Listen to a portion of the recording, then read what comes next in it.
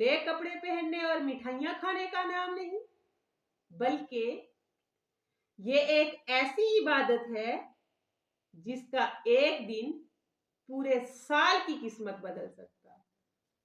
آج میں آپ کو عید کی وہ حقیقت بتانے والی ہوں جو شاید آپ نے پہلے کبھی نہ سنی ہو، لیکن سوال یہ ہے، کیا ہم واقعی عید کو سمجھ پائے؟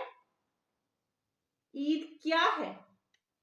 عید عربی زبان کا لفظ عود سے نکلا ہے، جس کا مطلب ہے لوٹ کر آنا۔ یعنی عید وہ خوشی ہے جو بار بار لوٹ کر آتی ہے، لیکن اسلام میں عید صرف خوشی کا دن نہیں، یہ شکر، عبادت اور اللہ کے قریب ہونے کا دن ہے۔ عید ہمیں یہ سکھاتی ہے کہ اللہ کا شکر ادا کریں، غریبوں کا خیال رکھیں، دلوں کو صاف کریں۔